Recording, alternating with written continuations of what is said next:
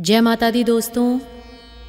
माता रानी आप सभी पर अपनी कृपा बरसाएं।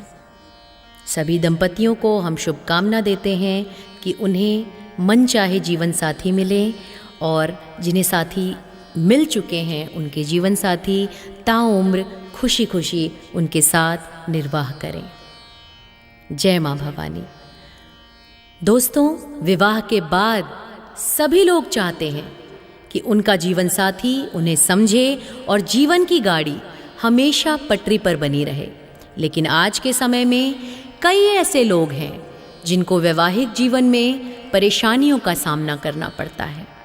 छोटी मोटी नोकझोंक भी आजकल अलगाव का कारण बन जाती है। हालांकि कोई भी व्यक्ति नहीं चाहता कि उसके वैवाहिक जीवन में तकलीफ़ें आएं, परेशानियां आएं। और कई लोग तो वैवाहिक जीवन को सुचारू रूप से चलाने के लिए बहुत कोशिशें भी करते हैं, बहुत सारे प्रयास करते हैं। कुछ लोगों के प्रयास सफल होते हैं तो कुछ लोग कई कोशिशों के बाद भी अपने वैवाहिक जीवन की परेशानियां दूर नहीं कर पाते हैं। दोस्तों, अगर आपके वैवाहिक जीवन में भी परेशानियां हैं तो हमारे इन दिए गए उपायों को, हमारे द्वारा बताए गए टोटकों को आजमा कर आप अपने शादीशुदा जीवन को सुखद बना सकते हैं। तो आइए जानते हैं कौन से हैं ये उपाय। दोस्तों, सुहागन को पीली चूड़ियाँ पहननी चाहिए। चूड़ी को सुहाग की निशानी बताया गया है और महिलाओं को भी यह गहना सर्वप्रिय होता है। तभी तो चूड़ियों की दुकान में देखते हैं ना, कितनी भीड़ लगी होती है। ऐसा कहा जाता है कि चूड़ी की मीठी सी जो खनक है, उस मीठी सी खनक से रिश्ते की चमक हमेशा बनी रहती है, रिश्ते में माधुर्यता आती है। मगर कई महिलाओं को चूड़ी पहनना अधिक नहीं भाता, स्पेशली आजकल के दौर में।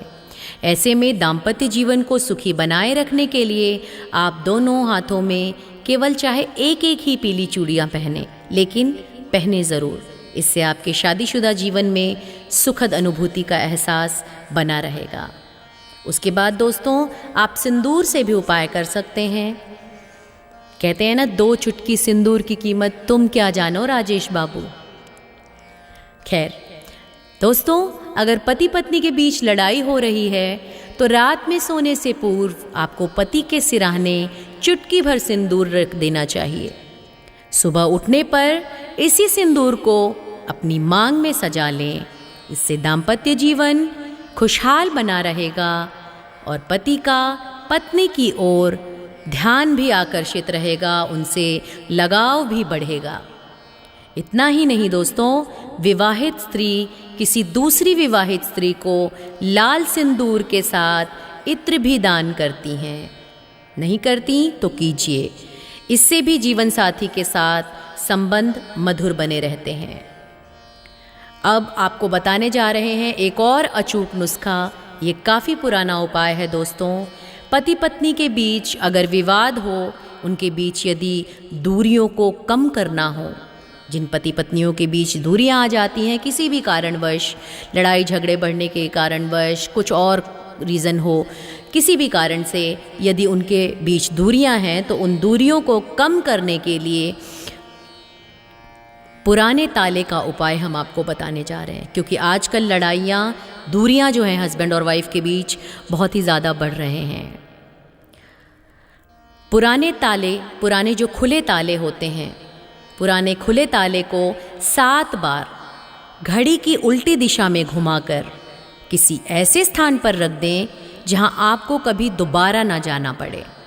यह नज़र उतारने का एक बहुत ही पुराना और बहुत ही सटीक तरीका है दोस्तों।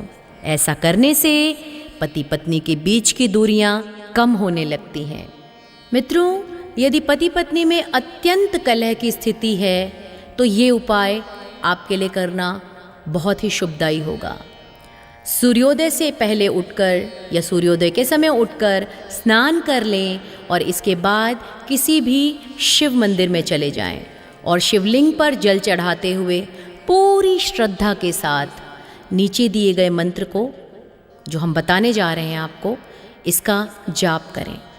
मंत्र है, ओम नमः संभवाय च मयो भवाय च नमः शंकराय च मयस्कराय च नमः शिवाय च शिवतराय च।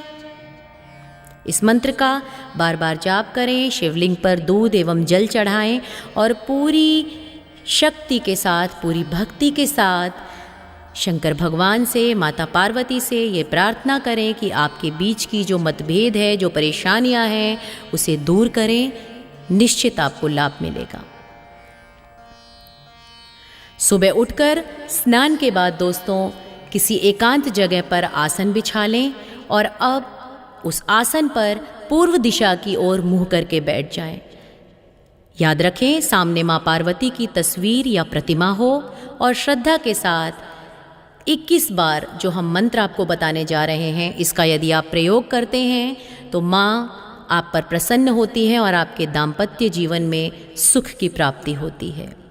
मंत्र है अक्ष्यो नो मधुसंकाशे अनीकं नो समंजनम अंतः कृष्णुष्वमारिदि मन इन्नो सहासति। इस मंत्र का जाप करने से माता रानी, माँ पार्वती अत्यंत प्रसन्न होती हैं और आपको चिरंजीवी जीवन साथी की आशीर्वाद प्रदान करती हैं।